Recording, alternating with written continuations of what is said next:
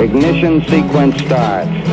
6, 5, 4, 3, 2, 1, 0.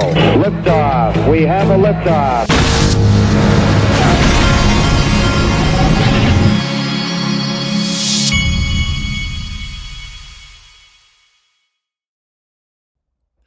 Hey everybody, this is the Digital Asset Investor, and I was talking this morning. The official father of the Digital Asset Investor channel was in town, stayed at my house last night, and he was actually watching me prepare this video. He does things in a lot different style than I do. If you haven't checked his channel out, it's CFTT TV if you want to go give him a subscribe. But he does his graphics, his sound, his everything is much better than mine. But I record my screen. I don't do all of the production that he does, but his is really cool. He's got some cool software he wanted me to learn, but I kind of like showing my screen. But anyway, all right, so we have ourselves a market that's rebounding this morning. We're about to cross 2 trillion on the total market cap, and XRP, I've seen XRP up as much as 17+% this morning at $1.22. Now, let's show you what some of these TA guys are saying. This is Crypto Bull. He says Bitcoin, XRP, and the rest of the market seems ready for its next leg up. Like I said, so many falling wedges, further downside wouldn't have made sense at this point. And then he's showing this other tweet where he's showing all these falling, what they call falling wedges. Then he tweeted this out as well. The total altcoin market cap has broken out of its falling wedge, and it looks like we're getting a massive green week for XRP and altcoins in general. That's good stuff. And then this was Dark Defender. Hi there again. XRP has monumentally touched 93 cents where we expected. If I see a change to the below, I'll inform you. However, it seems we are following the expected path. Cheers. And here's he was saying we would hit 93, which I guess we did. And then his fourth leg right here, he says around 29th of April, XRP can break 5H triangle towards the journey for all-time high. That's what all these guys, that's the theme of what all these guys are saying is all-time highs is what we're headed for.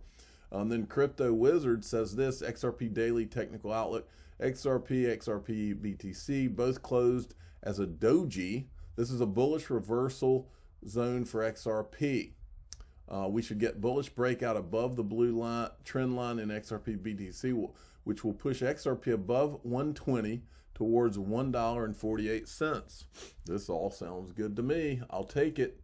Okay, this was on Squawk Box this morning. Listen to this. Bitcoin bouncing back above $50,000 after hitting a low of about $47,000 over the weekend, but it's still off of its all-time highs that it just hit before the debut of the crypto exchange Coinbase 2 weeks ago. Joining us right now to discuss all of this is Meltem Demir's CoinShares Chief Strategy Officer. Can you explain, is there an explanation for what has happened, let's call it just over the last 72 hours even? Sure. I mean, is there an explanation? Trying to explain crypto sometimes, it's reading tea leaves in a way, but there certainly is an expectation. And I think what you just alluded to, which we talked about last Monday, a lot of what we see is, the Coinbase listing really was, for all intents and purposes, crypto's big coming out party. And so a lot of that leverage is still working its way through the system. There was a lot of momentum around last Wednesday when that listing happened. But now what we're seeing again is volatility has returned. Bitcoin has been trading sideways. But the trend that really is being talked about is the strength of Ethereum. Bitcoin dominance dipped below 50% for the first time in nearly 3 years last Thursday. And so the talk of the town right now in my part of the world is what's happening with Ethereum outperformance, as well as. Do you see what they've done? The what I call the proof of work marketing program. They've focused all on Bitcoin. Now they're making a shift to Ethereum, and they're also, as I'll show you at the end of this video, the proof of work marketing global marketing program, which is all they have because proof of work doesn't work. They're also beginning the shift towards Litecoin, and you'll see that at the end of this this show, because I was blown away. I couldn't believe that they were what I would say they dusted off what's his name, Bobby Lee. They dusted him off, and now they're going to even bring proof of work crap Litecoin out. to talk about how great it is, even though he sold all of his in 2017. Riz XRP is now had sent me. Let's see here. Yeah, Riz XRP sent me this. This is Jamie about JP Morgan. JP Morgan is preparing to offer an actively managed Bitcoin fund to private wealth clients. And for those of you that don't know what an actively managed fund really means, I'll decipher it for you since I was a financial advisor back in the day. I am not one now, but I was a financial advisor for, I won't say the name of the firm, I've said it before on here, but I won't say it today, one of the top 3 or 4 Wall Street firms. But anyway, not JP Morgan.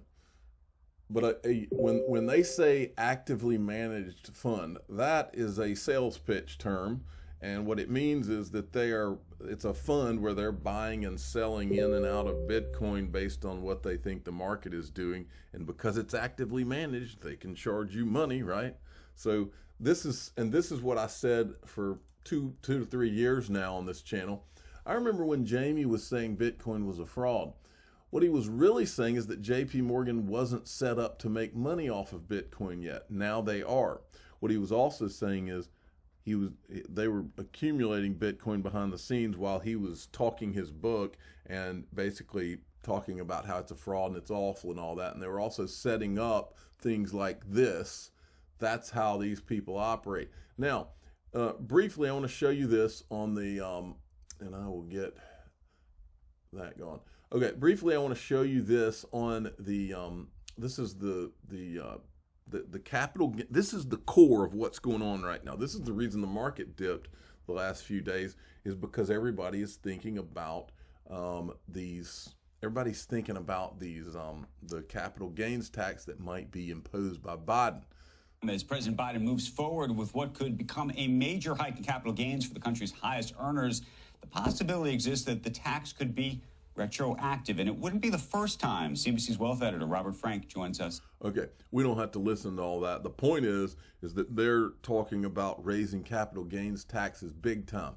For that reason, I wanted to show you this. Kava, who is my sponsor, these guys, a lot of people may not realize this, but Kava, not only can you go to Kava's website and earn and stake your digital assets, different digital assets like I do it. Not only can you do that, but Kava is also a DeFi platform that works on the back end of a lot of these platforms where you buy and sell your digital assets. Right here in this tweet, they mentioned 3 of them: Binance, Kraken, and Huobi. Okay, so the reason I wanted to show you this is because Kraken really is the only one that's open to people here in the U.S. And so I wanted to go, and this has everything to do with this capital gains conversation, because look, I can tell you for 1,000% sure, for myself, I will not be selling one XRP if the tax rates on these things get anywhere close to 50 to 80%. I will be staking my XRP. So I wanted to take you through and show you some of the places. First of all, right here, you can see Binance, Kraken, and Huobi. These are 3 places where Kava is working on the back end. And by the way, any of you platforms out there who want to give your customers the ability to borrow or to earn on their crypto, you need to contact Kava, because that's what these guys do. They help set up the back ends of these companies so that they can offer these things to their customers. So here's Kraken. These are the digital assets that you can stake on Kraken. And I'm assuming that this is Kava enabled right here. And then this is Binance.us. They are not enabled by Kava, but they do have staking. And I'm assuming that it could, of course, this could be Kava on the back end. I don't know. But what I wanted to show you is that these don't have XRP yet. Okay, Binance.us, no XRP. Coinbase, they do staking on these. These are the only ones they do staking on. Ledger Nano S, this is what the Ledger Nano S, the people at Ledger, you can stake even stuff that's on your Ledger Nano S. And these are the ones they do right now. The only place I found, there's only 2. One is Bitrue. Bitrue has their Power Piggy program. I don't participate in it, and I don't participate in this either. But this is Nexo.io. This is the best one that I was able to find. There could be others, but this is the best one I was able to find right now, is Nexo. And somebody said that they were earning 4%. It says 8% right here. It may be down to 4% now. I don't know. But Nexo.io, you can stake your XRP. But this is where things are going to go. And I did a series of tweets. I said, hey, Coinbase, Kraken, Binance, I realize you were worried about the SEC with regard to actively allowing the trading of XRP, but when stake XRP, that's a game changer. I don't want to sell it anyway. And then I had tweeted this out. If you want hashtag relist XRP, then hashtag stake XRP. With capital gains taxes increases being discussed, I'm not selling anyway. And then I said this, any of you, this is a shout out to any of you companies out there, and I'm looking for a Coinbase or a Binance.us. I know Binance.us is going to be legit now. They got Brian Brooks, who is the comptroller of the currency. Stake XRP for us, even if you won't let us trade it.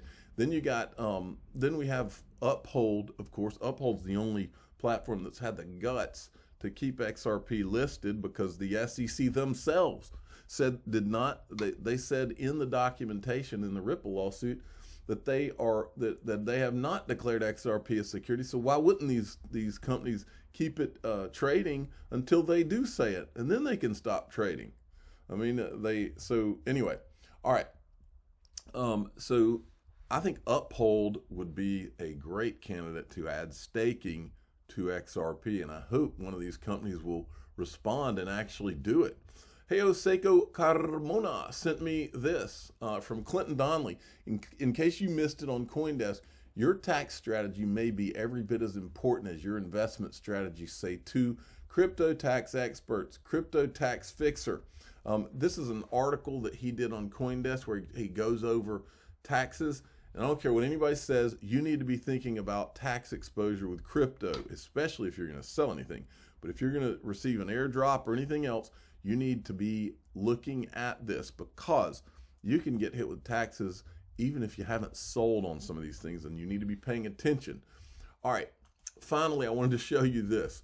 We have watched these Bitcoin, or I would say proof of work maximalists. We have watched them pound the Bitcoin drum for how many months and years now?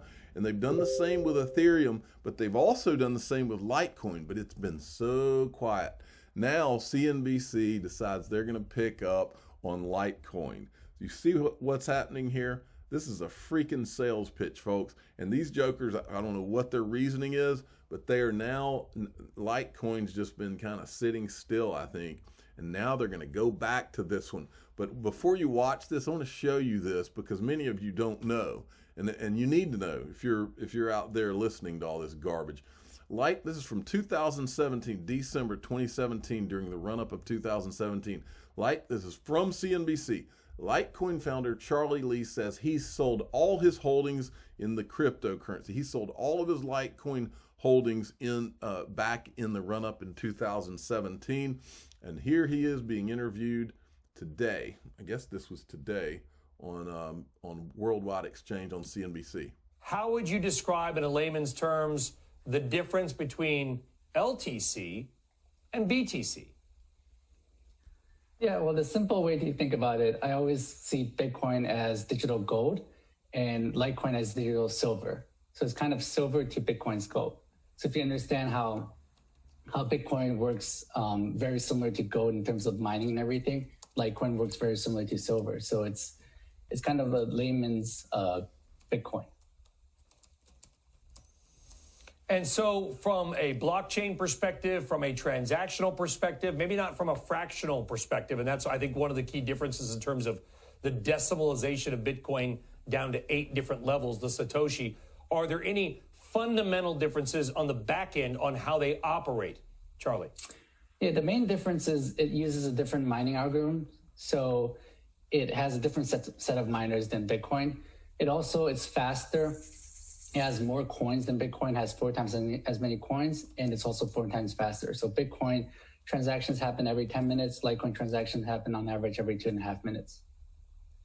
So it's easier to use, and because the Bitcoin blockchain right now is congested, fees are really high. For Litecoin, fees are still in the pennies. So it's very cheap and fast to use. What do you mean by that? So even though, what's funny about this is even though proof of work is garbage, Bitcoin is garbage compared to Litecoin. That's the funny thing here. It's congested, Charlie. So the Bitcoin blockchain is full. Every 10 minutes when a block comes, the whole block is being used by transactions. So because of that, everyone is competing to get their transactions into the next block. So the way they do that is they compete by paying more fees. So the miners will choose transactions that pay the most fees to put into the next block. So with this competition, the fees are high. That's why people are paying like $10 per transactions these days. And for Litecoin, the fees are still very low. They're still like in the pennies or sub pennies. But the same thing would happen to Litecoin if it started being used a lot, because proof of work is garbage and they know it. This is okay. I'm going to give an analogy, Charlie. It may be completely off, and if it is, please tell me that it is, okay? Because I'm a simple guy and I like shipping, and we've been to ports. So if it sounds like what you're talking about is, let's say all those ships are waiting to get into the Suez Canal on the blockchain, and basically the ship, not that's first in line, but is willing potentially to pay more, gets to jump the line and get into the canal. Thus not being decentralized the way it's sold. First. Is that kind of what's happening with Bitcoin on the blockchain right now? It's not a race to the bottom, it's a race to the top? Yeah, it's exactly what's happening. So people are paying more fees to get into the next block. Right? So if you don't pay as much in fees, it might take some time for you to get into a block for a Bitcoin. So I see Litecoin as kind of like in this analogy as like another canal right next to it that has a larger bandwidth. So more. Grown men will weep. I'm the digital asset investor. I'm not an investment advisor. This is for entertainment purposes only. Please subscribe. Hit the like button and tell your friends and family. I don't care what CNBC tells you. This thing can be spotted a mile away if you're just willing to look. Proof of work does not work. Ryan Zagone said it years ago. He was right. He's always been right. And it has never been Bitcoin and Litecoin and Dogcoin and Ethereum proof of work. Proof of work does not work, period. It's not even decentralized because the miners can control things. And if those miners are all together in one area, one geographical area, then a country could control it. China. Thanks for watching.